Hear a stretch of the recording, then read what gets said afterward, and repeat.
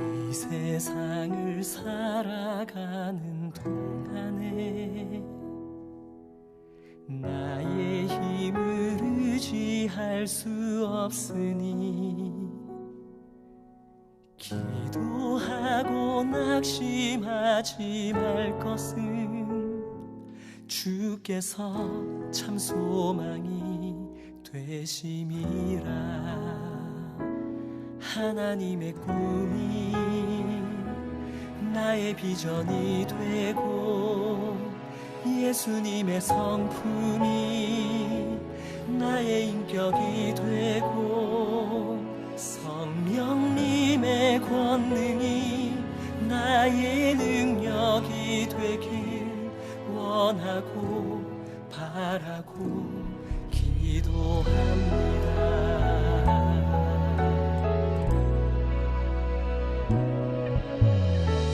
세상을 살아가는 동안에 나의 힘을 의지할 수 없으니 기도하고 낙심하지 말 것을 주께서 참 소망이 되시니라. 걸어가는 동안에 세상에 거두지할 수 없으니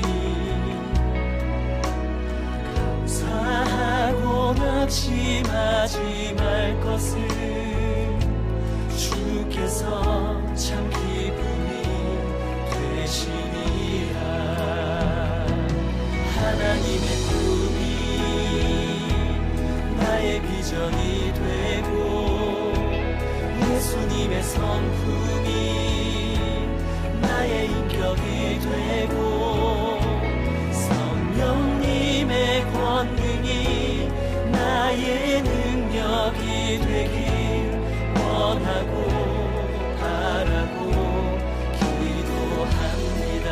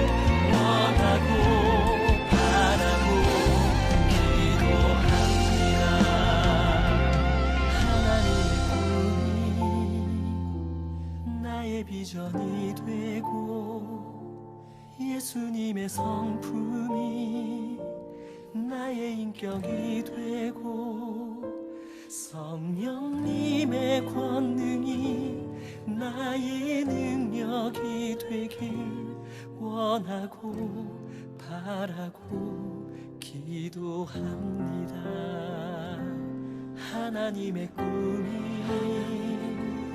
나의 비전이 되고 예수님의 성품이 나의 인격이 되고 성령님의 권능이 나의 능력이 되길 원하고 바라고 기도합니다. 원하고 바라고 기도합니다. 원하고 바라고 기도합니다.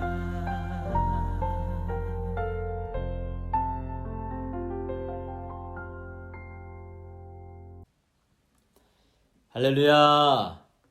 오늘도 온라인 예배로 하나님 앞에 예배하는 우리 심령에게 하나님이 크신 은혜 베풀어 주시길 기도합니다.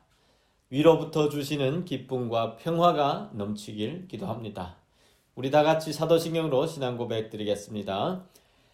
전능하사 천지를 만드신 하나님 아버지를 내가 믿사오며 그 독생자 우리 주 예수 그리스도를 믿사오니 이는 성령으로 잉태하사 동정녀 마리아에게 나시고 본디오 빌라도에게 고난을 받으사 십자가에 못 박혀 죽으시고 장사한 지 3일 만에 죽은 자 가운데서 다시 살아나시며 하늘에 오르사 전능하신 하나님 우편에 앉아 계시다가 저리로서 산자와 죽은 자를 심판하러 오시리라.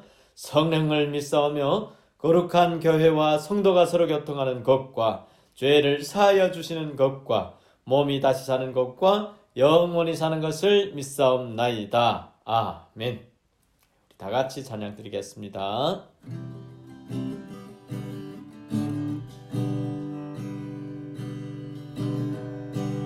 약할 때 강함 주시네 나의 보배가 되신 주 나의 모든 것 주 안에 있는 보물을 나는 포기할 수 없네 주 나의 모든 것 예수 어린 양 존귀한 이름 예수 어린 양 존귀한 이름 약할 때 강함 주시네 나의 보배가 되신 주 나의 모든 것 주 안에 있는 보물을 나는 포기할 수 없네 주 안의 모든 것 예수 어린 양 존귀한 이름 예수 어린 양 존귀한 이름 십자가 죄사하셨네 주님의 이름 찬양해 주 나의 모든 것 쓰러진 나를 세우고 나의 빈잔을 채우네 주 나의 모든 것 예수 어린 양 존귀한 이름 예수 어린 양 존귀한 이름 아버지 사랑 내가 노래해 아버지 은혜 내가 노래해 그 사랑 변함없으신 거지없으신 신실하신 그 사랑 상한 때 꺾지 않으시는 꺼져가는 등불 끄지 않는 그 사랑 변함없으신 거짓없으신 신실하신 그 사랑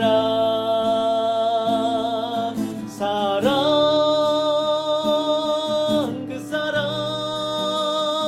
날 위해 죽으신 날 위해 다시 사신 예수 그리스도 다시 오실 그 사랑 죽음도 생명도 천사도 하늘의 어떤 권세도 끊을 수 없는 영원한 그 사랑 예수. 아버지 사랑 내가 노래해, 아버지 은혜 내가 노래해. 그 사랑 변함없으신 거짓 없으신 성실하신 그 사랑, 상한 갈 때 꺾지 않으시는 거져가는 등불 끄지 않는 그 사랑, 변함없으신 거짓 없으신 성실하신 그 사랑,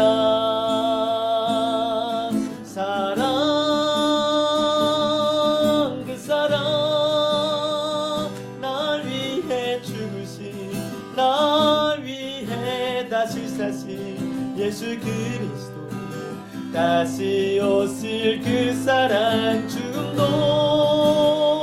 생명도 천사도 하늘의 어떤 권세도 끊을 수 없는 영원한 그 사랑 예수. 그 사랑,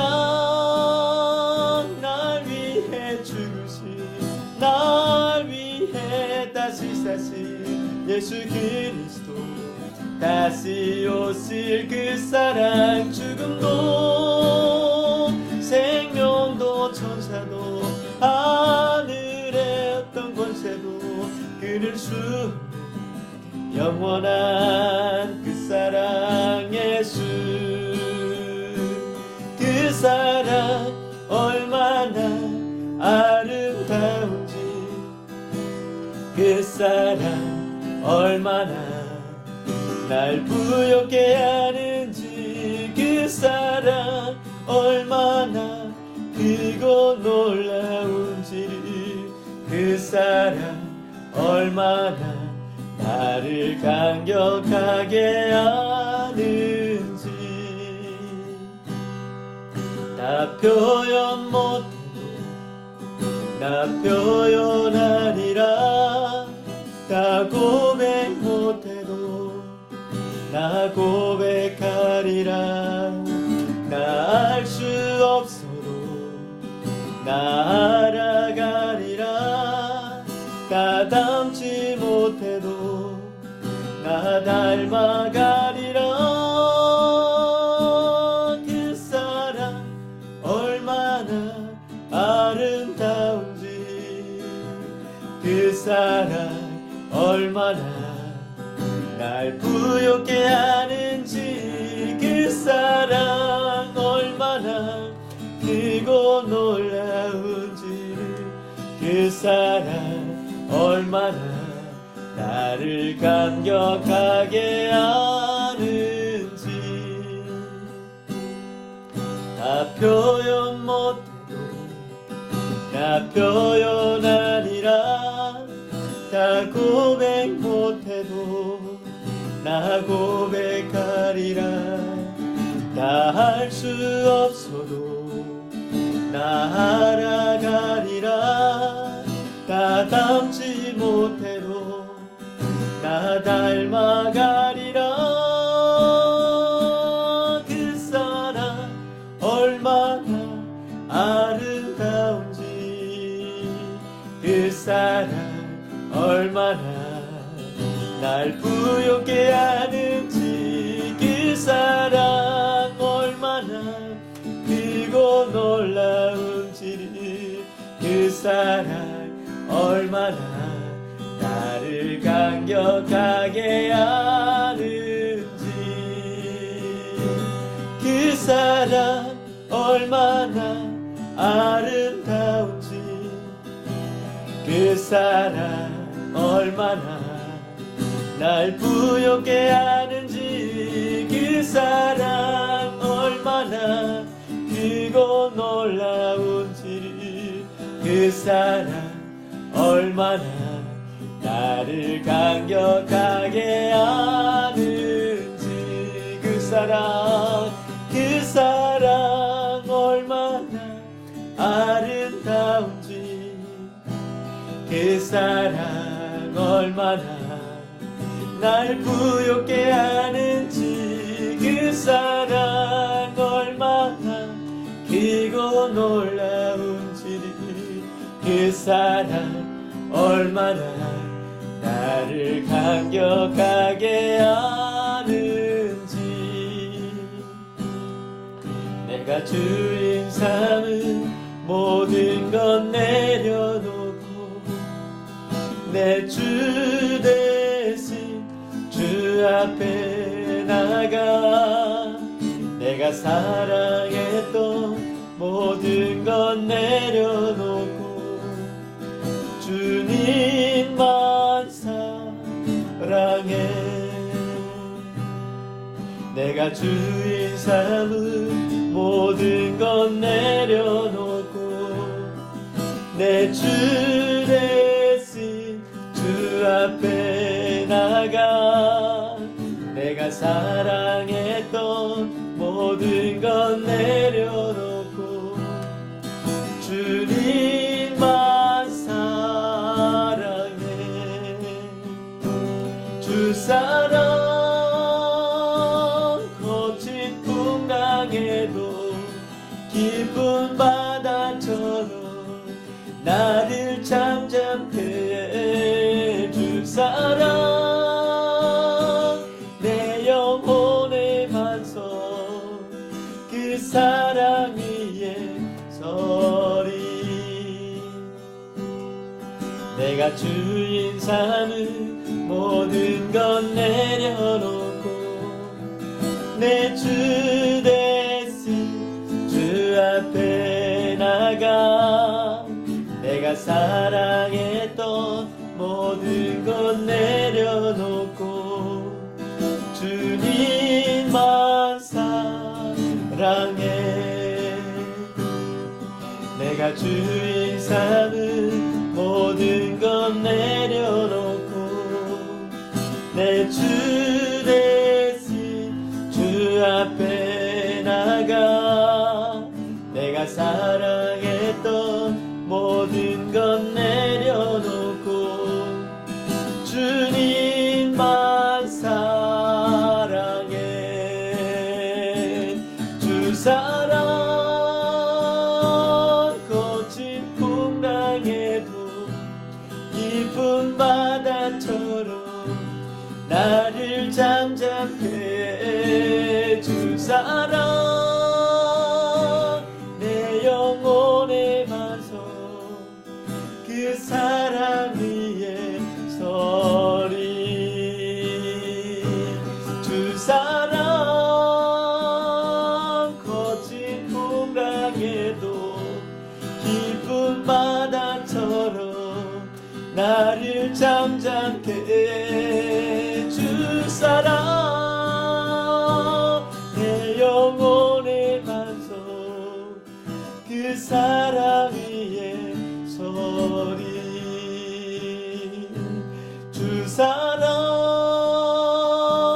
거친 풍랑에도 깊은 바다처럼 나를 잠잠케 해 주 사랑 내 영혼의 반석 그 사랑 위에 서리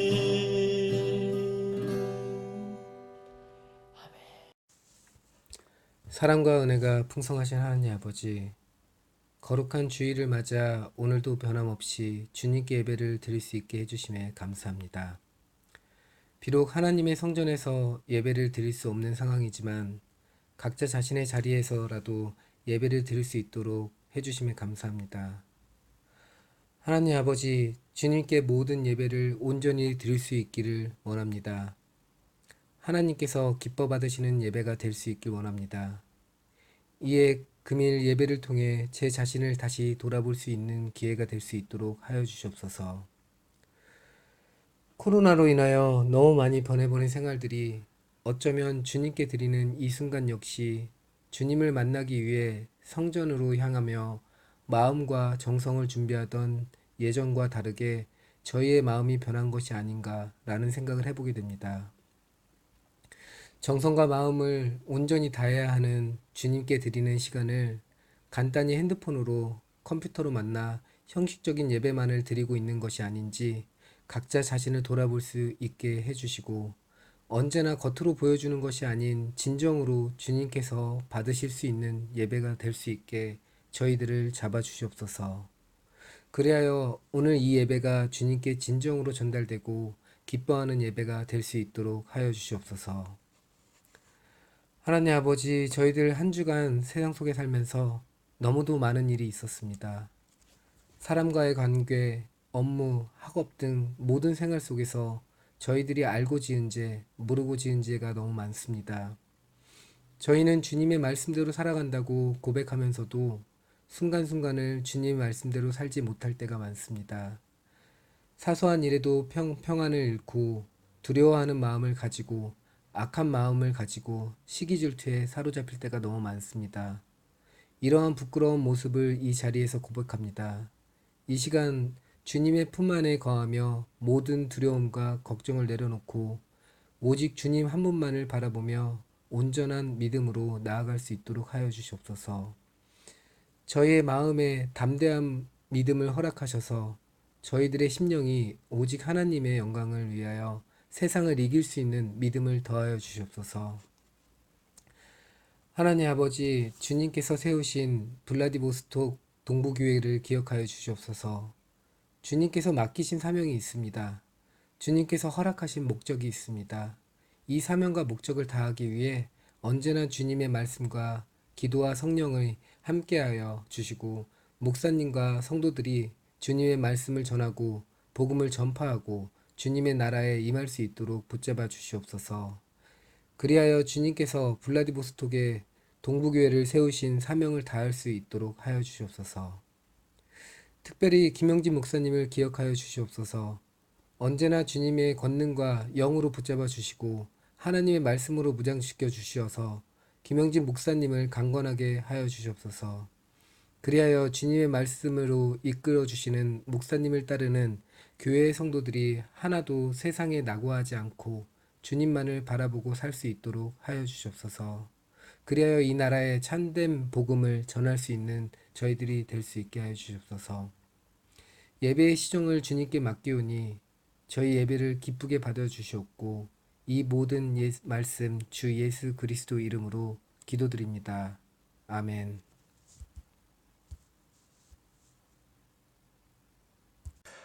할렐루야. 한 주 동안 주 안에서 평안하셨습니까? 올 여름에는 한 번도 야외에서 같이 모임을 할 수 없겠군요. 여러분, 여러모로 좀 답답하시지요? 하지만 피할 수 없으면 즐기라 했습니다. 이 기간을 우리 주님을 더 깊이 아는 은혜의 시간으로 만드시기 바랍니다. 자, 오늘 함께 나눌 말씀은 열왕기상 18장 1절부터 4절 말씀입니다. 우리 다 같이 교독하시겠습니다. 제가 먼저 한 절 읽겠습니다. 많은 날이 지나고 제3년에 여호와의 말씀이 엘리야에게 임하여 이르시되 너는 가서 아합에게 보이라. 내가 비를 치면에 내리리라. 엘리야가 아합에게 보이려고 가니 그때에 사마리아에 기근이 심하였더라. 아합이 왕궁 맡은 자 오바댜를 불렀으니 이 오바댜는 여호와를 지극히 경외하는 자라. 이세벨이 여호와의 선지자들을 멸할 때에 오바댜가 선지자 100명을 가지고 50명씩 굴에 숨기고 떡과 물을 먹였더라. 아멘. 주변 국가들을 왕이 다스리는 것을 보고 이스라엘 백성들이 사무엘 선지자에게 우리도 왕을 좀 세워주세요 라고 요청을 하지요. 이스라엘은 하나님께서 선지자를 통해서 직접 말씀하시고 다스리시는 신정 국가였는데 그들은 뭐 눈에 보이지도 않는 하나님보다는 좀 화려한 왕좌에 앉아서 멋진 면류관을 탁 머리에 쓰고 언제든 볼 수 있는 뭐 그런 왕의 통치를 받고 싶어 했던 것입니다. 이것에 대해서 하나님께서는 저들이 사무엘 너를 버린 게 아니라 나 여호와를 버린 것이다, 그렇게 말씀하시고, 뭐 그들이 요구하는 대로 완벽한 외모를 가진 한 사람, 사울이란 사람을 선택해서 왕으로 세워주셨습니다. 사울은 당시 이스라엘 사람들 중에 키가 가장 컸고 아주 빼어난 외모를 가지고 있었습니다. 그래서 사울이 왕이 됐을 때 온 이스라엘 사람들은 왕의 만세를 외쳤습니다. 그러나 사람들이 보기에 멋진 이 왕은 하나님께 인정을 받지 못하지요. 하나님께서는 몇 차례 그의 믿음을 저울에 달아보시려고 했지만은 그럴 때마다 그는 믿음을 보이지 못하고 실패하고 맙니다. 결국 하나님께서는 인간의 눈에 보기 좋은 이 사울을 버리시고 하나님의 마음에 합한 사람을 찾아 나섰습니다. 여호와의 눈은 전심으로 하나님을 향하는 자에게 능력을 베푸시기 위해서 온 땅을 두루 감찰하신다고 말씀하고 있습니다. 하나님께서는 7 형제의 막내로 태어나서 보잘것없이 양을 치고 있던 목동인 다윗을 주목하시고 그를 왕으로 세우십니다. 다윗이 하나님께 충성했기 때문에 다윗의 나라는 번창하게 되지요. 그래서 다윗이 이스라엘 역사의 가장 위대한 왕이 되는 것입니다. 그의 아들 솔로몬도 처음에는 어떻게 하면 이 나라를 잘 다스릴 수 있을까 해서 제물을 갖다가 1000마리를 하나님께 불태워 드리면서 지혜를 구했습니다. 그래서 우리 하나님께서 전무후무한 지혜를 솔로몬에게 주셨지요. 그리고 솔로몬이 통치하는 기간 동안에는 전쟁이 없도록 지켜주셨기 때문에 사람들은 그를 평강의 왕이라고 불렀습니다. 솔로몬은 하나님께서 거하실 성전도 세웠습니다. 물론 그의 아버지 다윗이 성전에 필요한 모든 재료와 그걸 다 준비해 놓고 또 하나님께서 보여주신 그대로 그린 성전의 도면도 주었기 때문에 뭐 그대로 한 것입니다.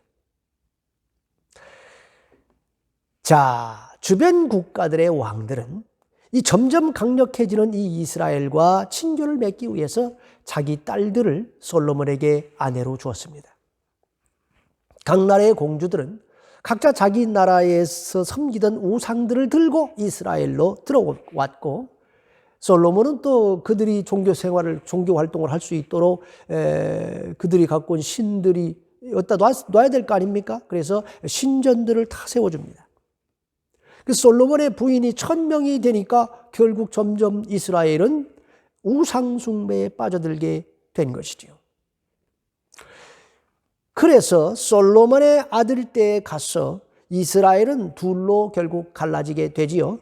세겜을 중심으로 한 북왕국 이스라엘과 예루살렘을 중심으로 한 남왕국 유다로 갈라지게 됩니다.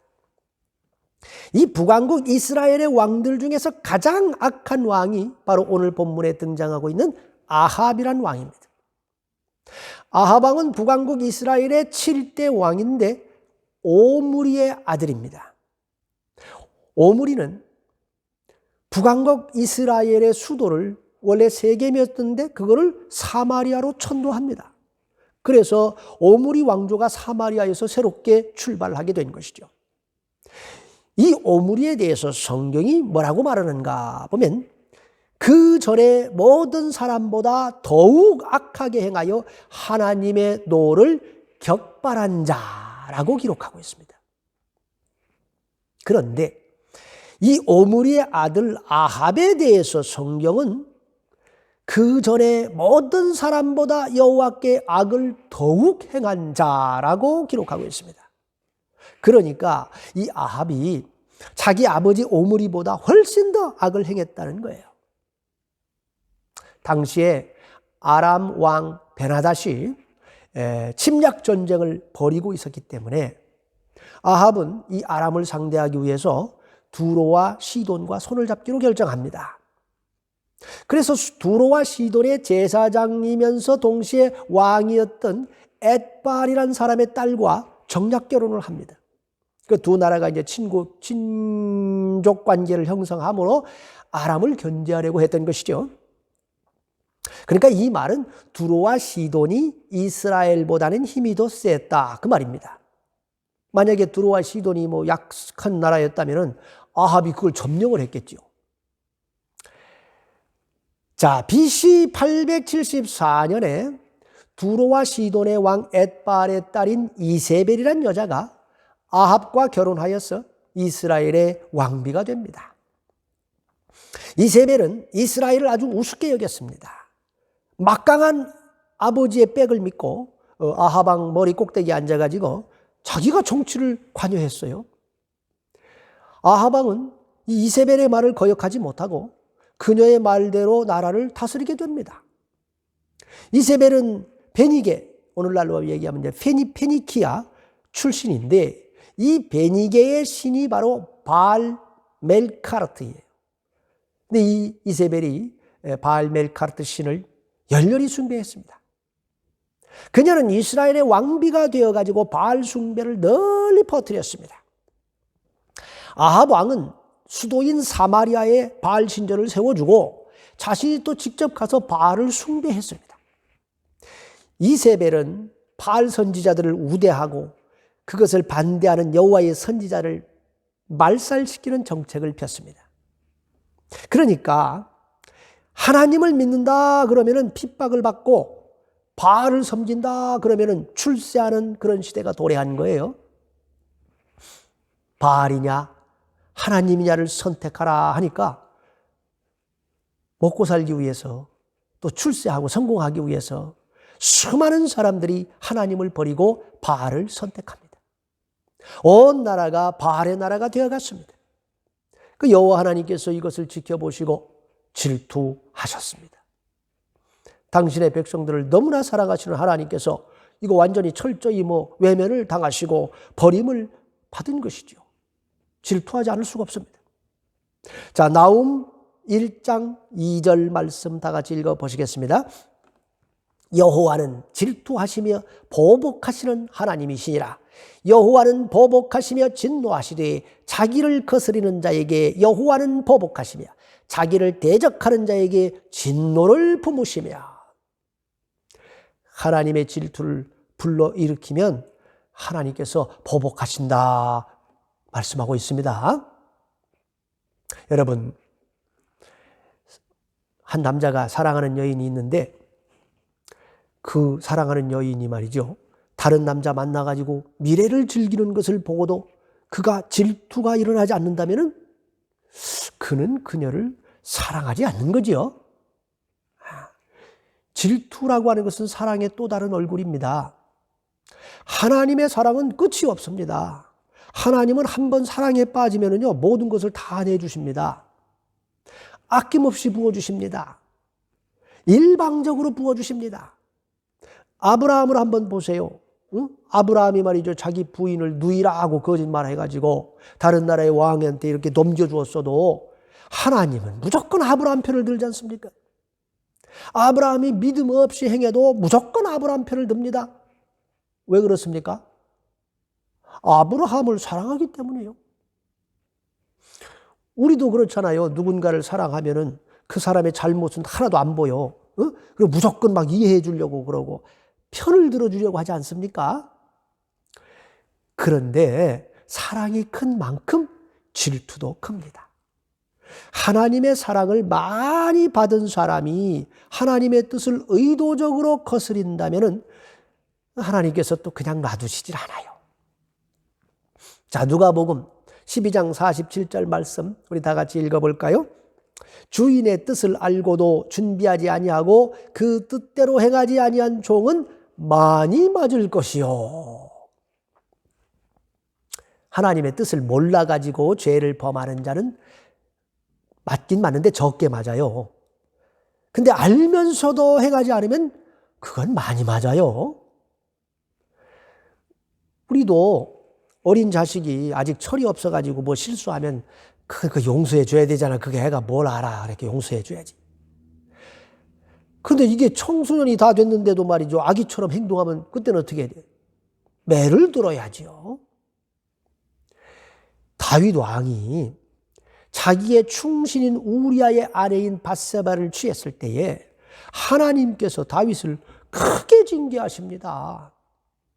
밧세바가 낳은 아들의 생명을 걷어가 버리시고 다른 아들이 반역하게 해가지고 왕권을 잃어버리고 맨발로 야밤 도주하게 만드시잖아요.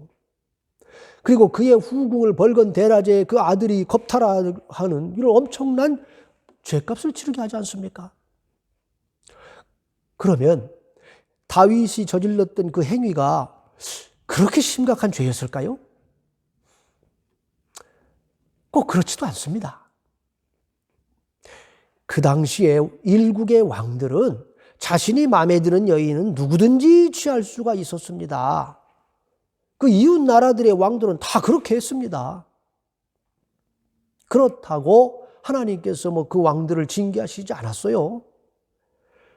그러나 하나님께서 특별히 사랑하시는 다윗이 그런 짓을 행하자 하나님께서는 그를 아주 혹독하게 징계하셨습니다. 그러니까 이 다윗의 혹독한 징계는 하나님께서 다윗을 특별히 사랑하시고 계시다 하는 증거예요. 어떤 분은 또 이 말을 듣고서 아이고 그러면 하나님 사랑 많이 받으면 안 되겠네요. 그냥 막 적당히 믿어야 되겠구나. 이렇게 생각하시는 분이 혹 있을지 몰라요. 자, 우리 히브리서 12장 8절 말씀 다 같이 읽어보시겠습니다. 징계는 다 받는 것이거늘 너희에게 없으면 사생자요 친아들이 아니니라.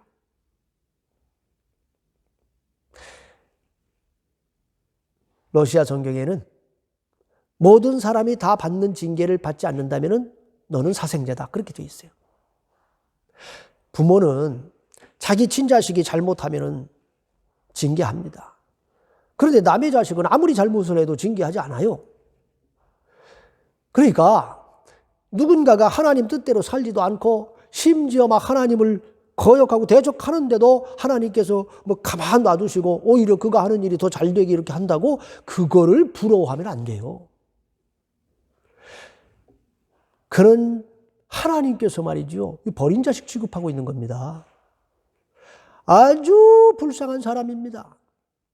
잠시 잠깐 이 세상에서 원하는 대로 살고 하고 싶은 거 다 하고 떵떵거리고 살겠지만은 결국 세월 앞에서 그도 시들어 버릴 것이고 영원한 지옥 불구덩이에 떨어져서 영원히 고통을 받게 될 것을 생각하셔야지요. 얼마나 불쌍한 영혼입니까?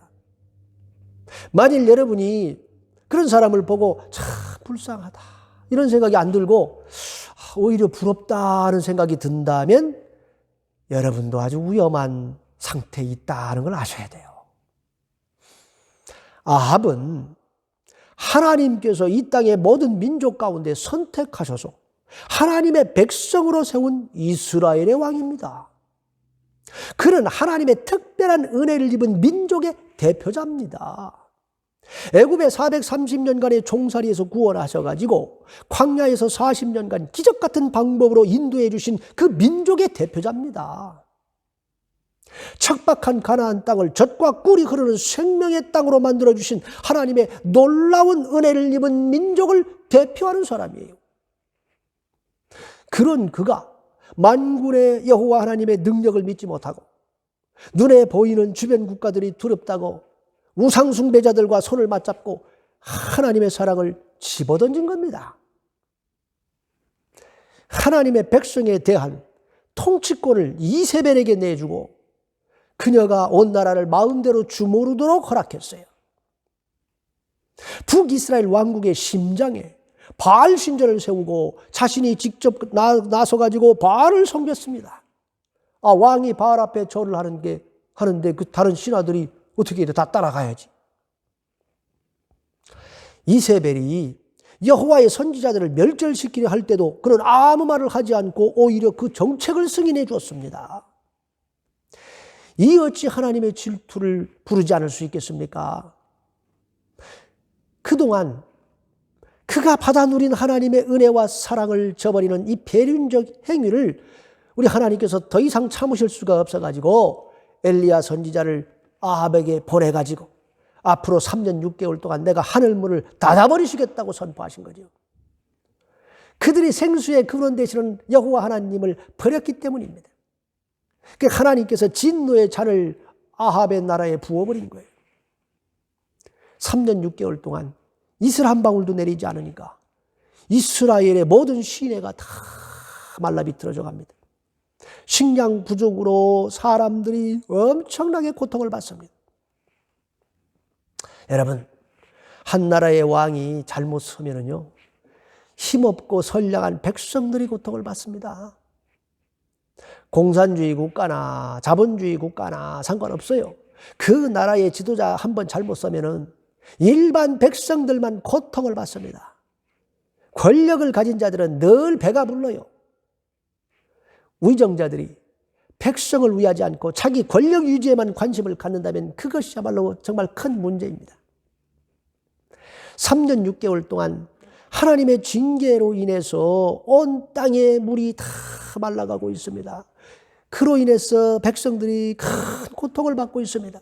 그런데 아합은 그 어디에서도 이 고통받는 백성들을 염려했다거나 안타깝게 여겼다는 그런 마음을 전혀 찾아볼 수가 없어요. 그의 관심은 도대체 무엇이었을까요? 다 같이 우리 5절 말씀 한번 읽어보겠습니다. 아합이 오바댜에게 이르되 이 땅의 모든 물 근원과 모든 내로 가자. 혹시 꼴을 얻으리라. 그리하면 말과 노새를 살리리니 짐승을 다 잃지 않게 되리라 하고 아합 왕은 고통받는 백성들은 안중에도 없습니다. 오직 자신의 권력을 유지시키기 위해서 필요한 군사력 증강에만 관심이 있어요. 전쟁 물자를 운송할 나귀와 말을 살리는 데만 관심이 있습니다. 백성들이 굶어 죽든 말든 자신의 부를 쌓고 자신의 권력만 어떻게 하면 유지할 수 있는가, 그것에만 관심이 있는 이런 통치자를 만난 백성은 고통을 받게 되어 있습니다. 또 이런 사람들은 문제의 원인이 자신에게 있다고 절대 생각을 또 안 해. 항상 남 탓을 해요. 아합이 엘리야 선지자를 만났을 때 그가 한 첫 번째 말이 뭐예요? 이스라엘을 괴롭게 하는 자가 너냐? 이렇게 말하잖아요. 아합은 이스라엘이 지금 이런 고통 가운데 빠진 것이 하나님의 사람 엘리야 탓이라고 주장을 하고 있습니다. 잘하는 것은 다 자기 덕이라고 얘기하고 안 좋은 일은 다 남 탓, 이전 정부 탓으로 돌리는 그런 통치자를 만난 백성은 고통을 받게 돼 있어요.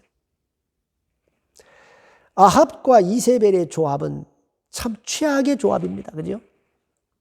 하나님의 진노를 격발시키는 아합하고 이스라엘 백성들을 우상숭배로 타락시키는 이 이세벨의 만남은 정말 최악입니다. 여호와 하나님께서는 과연 이런 나라도 사랑하실까요? 하나님께서는 이런 어둠 속에서도 과연 역사하실 수 있을까요?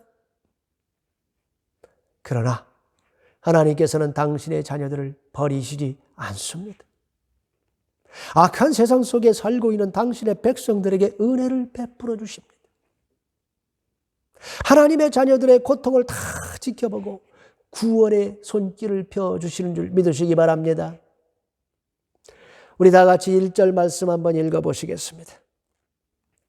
많은 날이 지나고 제3년에 여호와의 말씀이 엘리야에게 임하여 이르시되 너는 갓소 아합에게 보이라. 내가 비를 지면에 내리리라. 하나님께서는 3년 동안 침묵하셨습니다.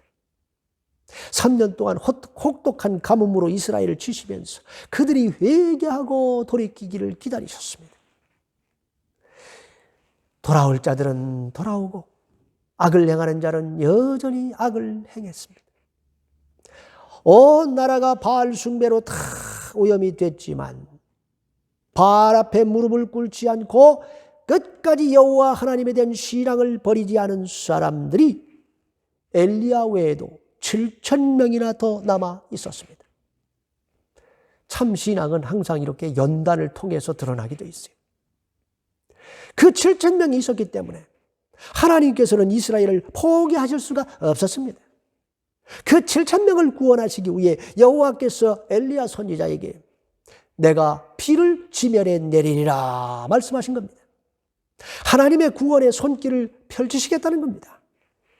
참으로 복된 소식이지요. 그러나 하나님께서는 비를 내려주심으로 땅을 회복시키시는 것보다 먼저 이스라엘의 회개를 원하셨습니다. 그래서 갈멜산에서 아합의 선지자 850명과 엘리야 한 사람이 대결을 벌이게 하시죠.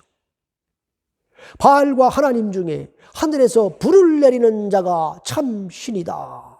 누가 참 신인지 보라 하시고 이스라엘 백성들이 하나님을 선택할 기회를 주시려고 했던 것입니다. 자, 그런데 아합과 이세벨의 이 통치하에서 유독 빛나는 한 인물이 있습니다. 그는 누구일까요? 다 같이 3절 말씀 읽어 보시겠습니다. 아합이 왕궁 맡은 자 오바댜를 불렀으니 이 오바댜는 여호와를 지극히 경외하는 자라. 할렐루야. 참으로 놀라운 인물이 하나 등장하고 있습니다. 여호와의 노를 격발시킨 아합 왕과 가장 악한 이세벨이란 왕비가 다스리는 나라의 그 왕궁 안에 보석같이 빛나는 한 사람이 있었던 겁니다. 칠흑 같은 어둠 속에서 찬란하게 빛을 발하는 한 사람이 있었던 것입니다. 참으로 놀랍지 않습니까? 그는 마치 메마른 광야의 오아시스와 같은 자입니다. 불의가 판을 치고 있는 이 세상의 중심에서 다이아몬드처럼 밝게 빛나는 한 사람입니다. 여호와 하나님을 대적하는 세상의 중심에서 여호와를 지극히 경외하는 유일한 한 사람입니다. 우리는 오바댜를 통해서 많은 것을 생각하게 됩니다. 첫째로 그가 자기 자리를 지켰다는 것이 아주 놀랍습니다. 왕과 왕비가 여호와 하나님을 대적하고 우상 숭배를 주도하고 있습니다. 정책적으로 여호와 하나님의 선지자들을 진멸하고 바알 선지자들을 우대하고 있습니다. 그러니까 이력서의 종교란에다가 바알교 이렇게 쓴 사람은 승승장구하고 기독교 이렇게 쓴 사람은 승진심사에서 누락되게 만들어가지고 나라 전체가 바알을 숭배하도록 만드는 게 이게 국가의 정책이란 말이에요. 자, 여러분이 이런 상황에 처해 있다면 어떻게 하시겠습니까? 어떻게 하시겠어요? 아합의 국내 대신 자리 계속 유지하시겠습니까?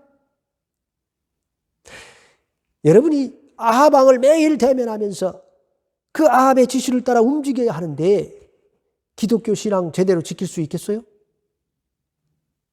또 다른 기독교인들이 여러분을 어떤 눈으로 바라보겠습니까? 아합과 동일한 사람으로 바라보지 않겠습니까? 얼마나 많은 사람들이 손가락질을 하겠습니까?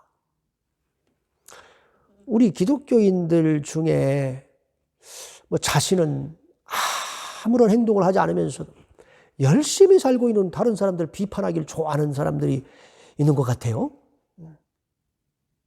다른 사람을 막 신랄하게 비판함으로써 자신이 더 정의로운 사람, 더 거룩한 사람이 되는 줄 착각하는 그런 사람들이 있는 것 같습니다.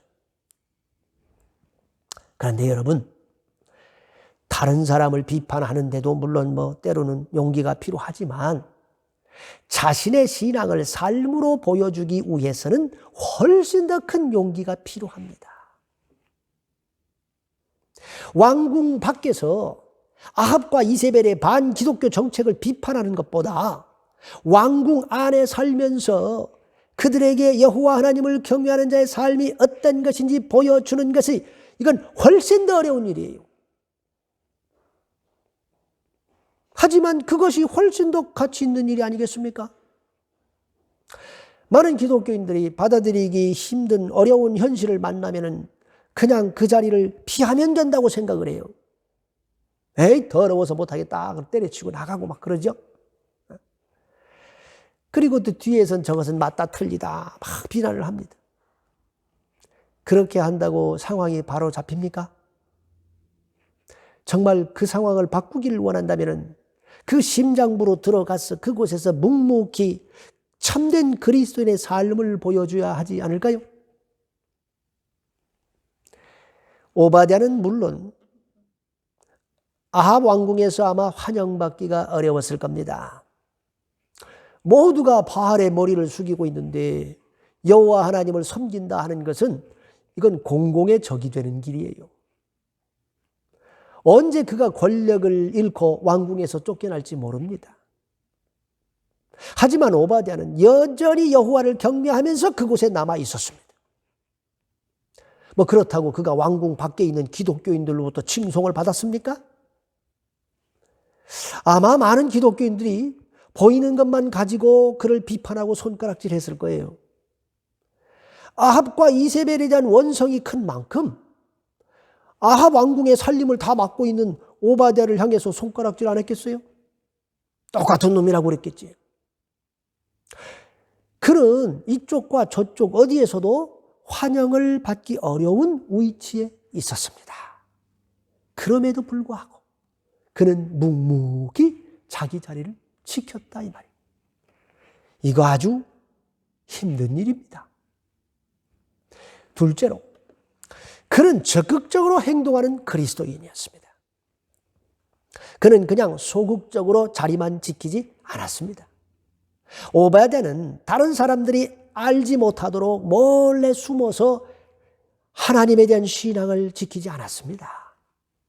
그는 적극적으로 이 상황을 대처했습니다. 그가 무슨 일을 했습니까? 우리 다 같이 4절 말씀 읽어 보시겠습니다. 이세벨이 여호와의 선지자들을 멸할 때에 오바댜가 선지자 100명을 가지고 50명씩 굴에 숨기고 떡과 물을 먹였더라. 오바댜는 이세벨이 여호와의 선지자들을 멸하려 할 때 가만히 있지 않았습니다. 자신이 가진 권력의 힘을 여호와 하나님을 위해서 사용했습니다. 자신의 권력으로 2개의 비밀 굴을 찾아가지고 그곳에 여호와의 선지자를 50명씩 숨겨두고 그들이 먹을 떡과 물을 공급해 주었습니다. 지금 이스라엘 전역이 가뭄으로 인해서 떡이 부족하고 물이 없어가 구할 수가 없습니다.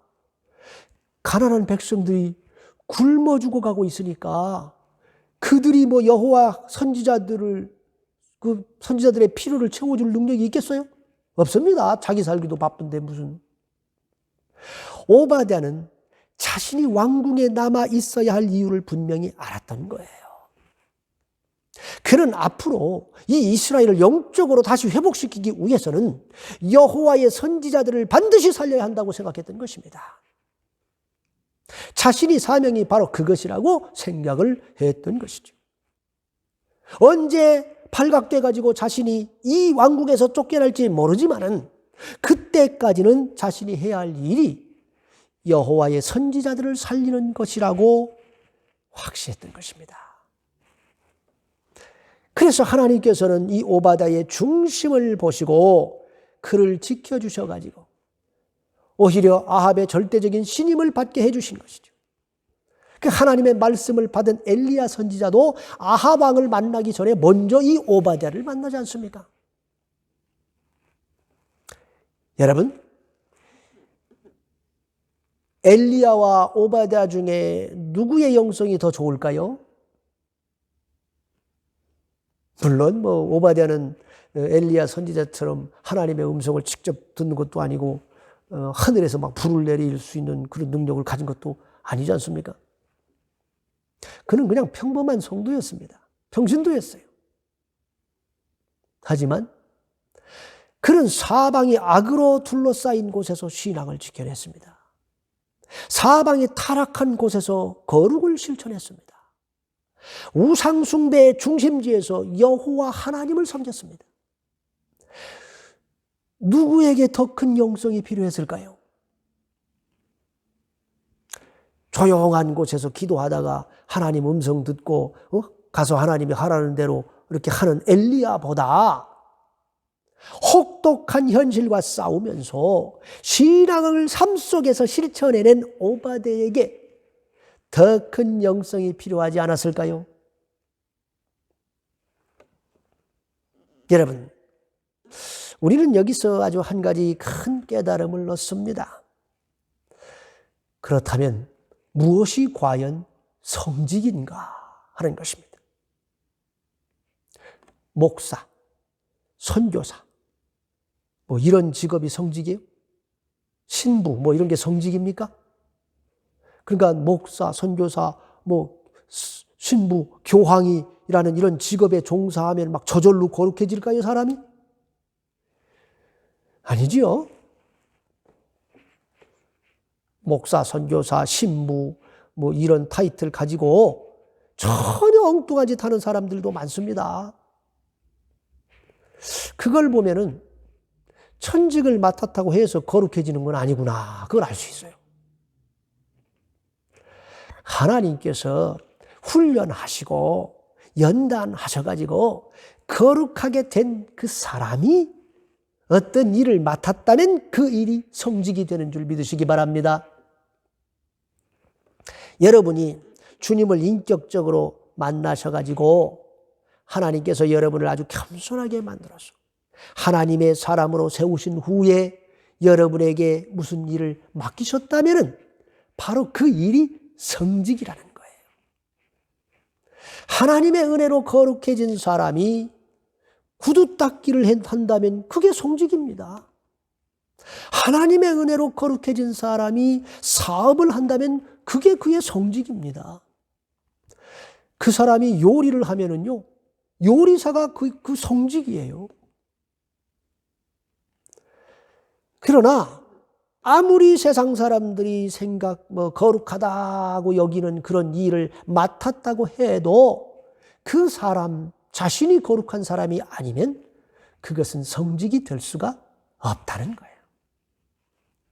하나님 나라에 전혀 쓸모가 없는 직업입니다. 그거는.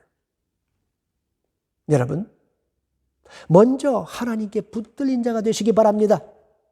하나님께서 인정하시는 거룩한 자가 되시기 바랍니다. 그게 먼저입니다. 그리고 나면 하나님께서 여러분에게 일을 맡기실 거예요. 그것이 어떤 일이든지 그 일을 하시면서 그 일로 하나님께 영광을 돌리시기 바랍니다. 여러분에게 진정으로 이 시대에 필요한 영성은 바로 오바댜의 영성이다 하는 것이죠. 어떤 면에서 세상 속에서 매일 다른 사람을 만나고 세상에서 일을 해야 되는 여러분이 저보다 훨씬 더 큰 영성이 필요한 거예요. 그러니까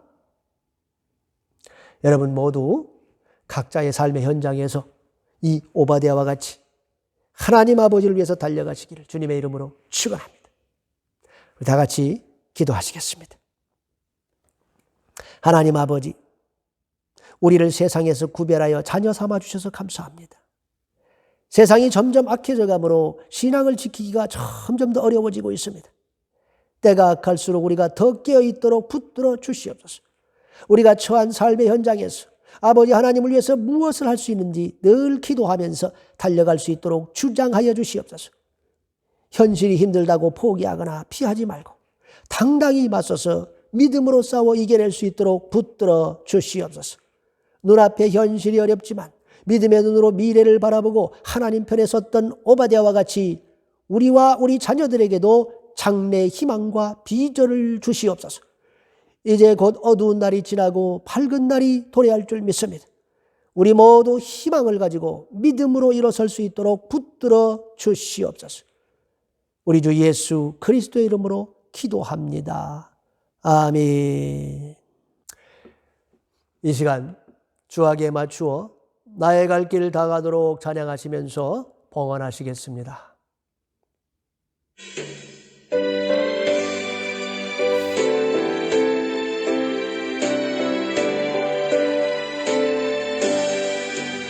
나의 갈 길 다가도록 예수 인도하시니 내 주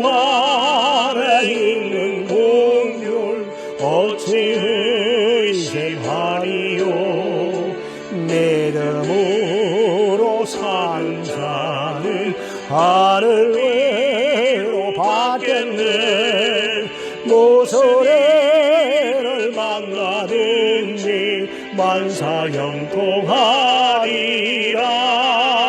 모서리를 만나든지 만사 형통하리라 나의 갈 길 다가도록 예수 인도하시네 어려운 일 당할 대로 조카를 내두시네 난심이 고단하고 영혼 매우 가라와 나의 앞에 방송에서 샘물 나게 하시네 나의 앞에 방송에서 샘물 나게 하시네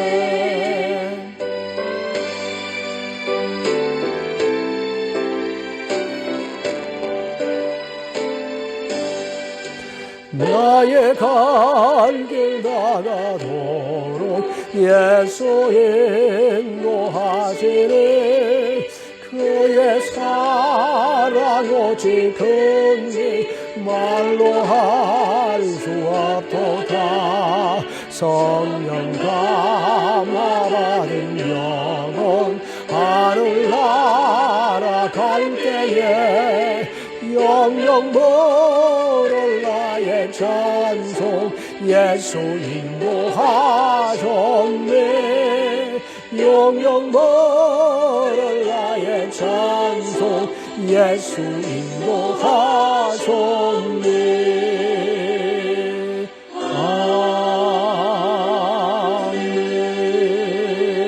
아멘 다 같이 기도하시겠습니다. 우리의 삶의 어려움을 다 지켜보시며 우리를 붙들어 주시는 주님의 은혜에 감사하여 이 시간 믿음으로 드리는 손길들이 있습니다. 받아주시고 하늘의 복의 창을 활짝 여사 누르고 흔들어 넘치도록 부어주실 줄 믿습니다. 이제는 우리를 죄와 사망의 법에서 구원해 주신 우리 주 예수 그리스도의 한량없는 은혜와 우리를 자녀 삼아주시고 불꽃 같은 눈동자로 지켜주시는 하나님 아버지의 무한하신 사랑과 우리와 늘 동행해 주시고 함께해 주시는 성령님의 내주, 교통, 위로 충만하심이 주님께서 맡겨주신 이 일을 통하여 하나님께 영광 돌리는 삶을 살기로 굳게 결단하는 동북의 성도들 머리 위에 가정, 일터, 학업 위에 이제로부터 영원토록 함께 하시기를 간절히 축원하옵나이다. 아멘. 주님 다시 오실 때까지 나는 이 길을 가리라. 좁은 문 좁은 길 나의 십자가 지고 나의 가는 이 길 끝에서 나는 주